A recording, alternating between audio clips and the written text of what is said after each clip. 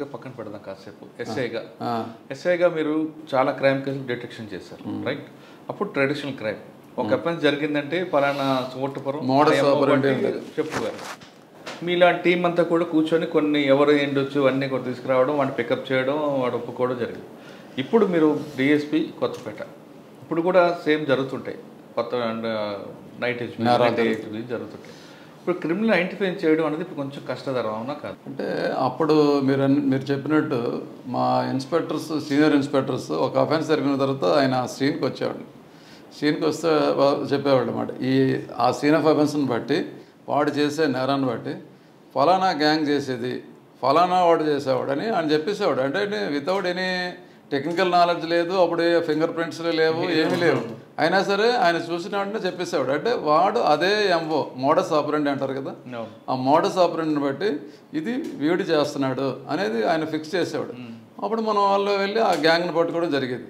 అది రాను ఏమైందంటే ఎవరికి ఒక సపరేట్ మోడస్ ఆపరెంట్ ఏం లేదు, రకరకాల నేరాలు రకరకాల వాడు ఏంటి మోటార్ సైకిల్ తీసినాడు హౌస్ బ్రేకింగ్ చేసేస్తున్నాడు, వాడు స్నాచింగ్ చేసేస్తున్నాడు, ఇంకా అవసరమైతే రాబరీలో ఇన్వాల్వ్ అయిపోతున్నాడు, లేకపోతే మర్డర్ చేస్తున్నాడు. అంటే ఒక మోడస్ ఆపరెంట్కి ఆడు ఆగట్లేదు.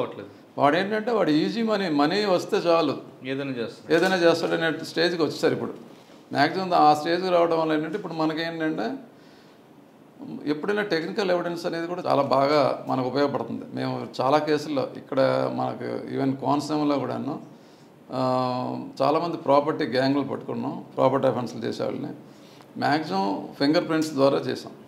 ఫింగర్ ప్రింట్స్ మాకు ఇక్కడ మంచి ఫింగర్ ప్రింట్ టీం ఉంది, క్లూస్ టీము. చాలా తరోగా ఛాన్స్ ప్రింట్స్ డెవలప్ చేయడం, ఇది ఫలానా వాడు చేస్తాడు అనేది ఐడెంటిఫై చేయడం, మళ్ళీ వాడిని పట్టుకోవడం. ఇన్ఫ్యాక్ట్ మాకు యాక్చువల్గా ఒక మర్డర్ అయింది, ఒక ఇజ్రా మర్డర్, ఒక ఇజ్రా అనేవాడికి మర్డర్ చేశారు. అసలు క్లూ లేదు. కొత్తపేట అంటే ఇక్కడ మనకి జొన్నడ దగ్గర ఆలమూరు పిఎస్ లిమిట్స్, అది కూడా మాదే. మర్డర్ జరిగింది, అసలు ఏం క్లూ లేదు, ఎలా జరిగింది వాడు ఎలా చంపారని ఏం తెలియదు. మా క్లూస్ టీమ్ మేమంతా కూడా ఎంటైర్ డే మొత్తం అక్కడ ఒక కాలువలో పడేశారు, మొత్తం మర్డర్ చేసేసి చంపేసి పడేశారు. వీడు ఈ ఇజ్రా వెంటనే ఐడెంటిఫై అవ్వలేదు, తర్వాత కొద్దిసేపటి తర్వాత ఐడెంటిఫై చేసాం. అసలు ఏ క్లూ లేదు, వీడు ఎలా చచ్చిపడినది లేదు.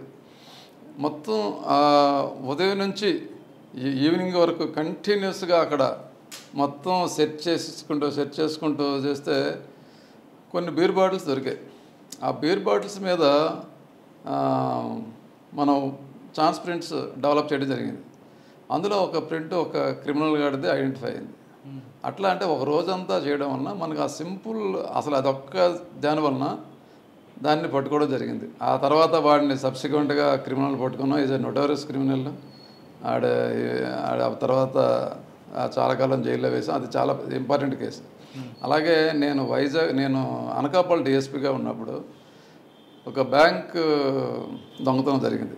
అంటే విశాఖ గ్రామీణ బ్యాంకులోని ఒక నైట్ మొత్తం ఈ గ్యాస్ కట్టర్స్తోని ఐరన్ సేఫ్ టోటల్ అంతా మొత్తం కట్ చేసేసి అందులోంచి గోల్డ్ మొత్తం తీసుకుపోయారు.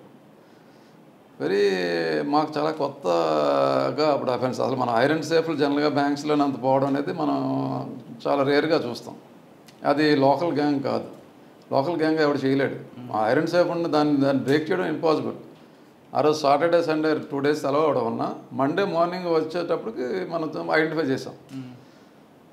మేము అప్పుడు మా ఎస్పీ గారు ఉన్నారు, నేను అక్కడ డిఎస్పీ, మా సిఏ గారు అందరూ వెళ్ళిన తర్వాత క్లూస్ టీమ్ మొత్తం చేస్తే అప్పుడే మనకంటే ఈ ఫింగర్ ప్రింట్స్ ఎంత మనకు ఉపయోగపడుతుంది అనేది దాని మీద ఇమీడియట్గా వాడిని ట్రేస్ చేయడం జరిగింది.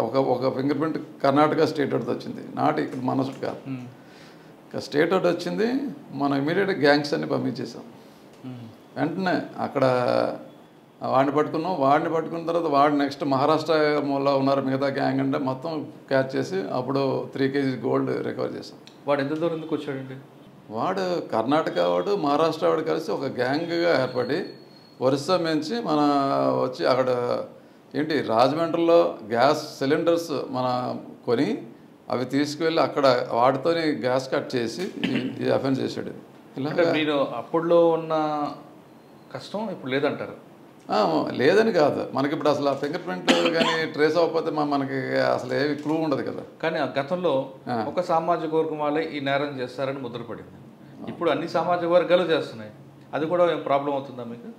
ఇప్పుడు సామాజిక వర్గాలతో లేదు, ఇప్పుడు అందరూ చేస్తున్నారు, ఎవరు అనేది లేదు. క్రిమినల్స్ మ్యాక్సిమం మనకి ఐడెంటిఫై చేసినప్పుడు జనరల్గా ఏం చేస్తున్నామంటే ఒక లిస్ట్ అవుట్ చేసుకుంటున్నాం.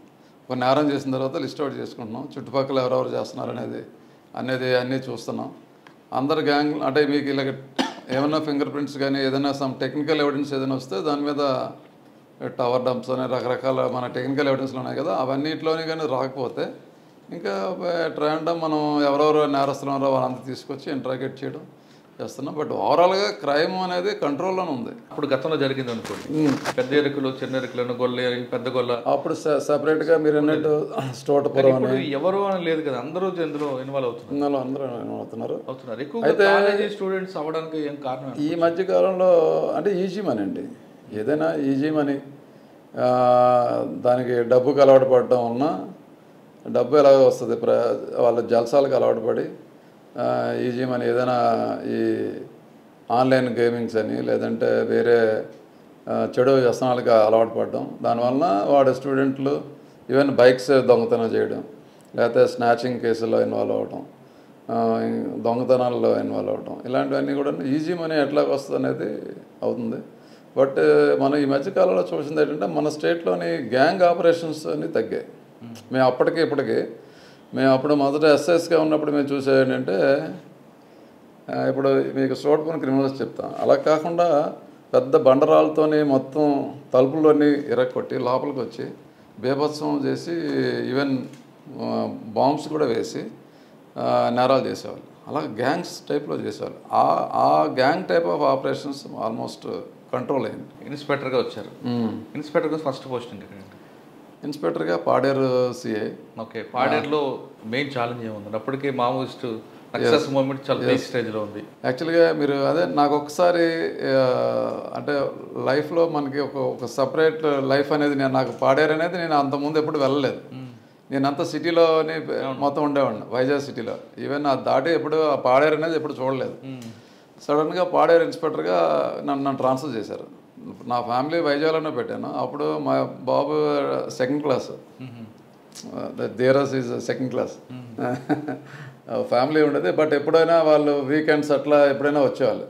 లేకపోతే నేను వెళ్ళాలనుకున్నా అప్పుడు, ఇప్పుడు కొంచెం వెహికల్స్ వాడుతున్నారు కానీ అప్పుడు మాకు అసలు వెహికల్స్ కానీ ఈవెన్ మేము రావాలన్నా కామన్ మ్యాన్ లాగా ఏదైనా బస్సులోనే ఏదైనా వేరే వేషంలో వెళ్ళాలి తప్పించి మేము మా మూమెంట్స్ కూడాను చాలా అసలు అంటే మాకు భయంతో ఉండేది. మీరు ట్రాన్స్ఫర్ అవ్వగా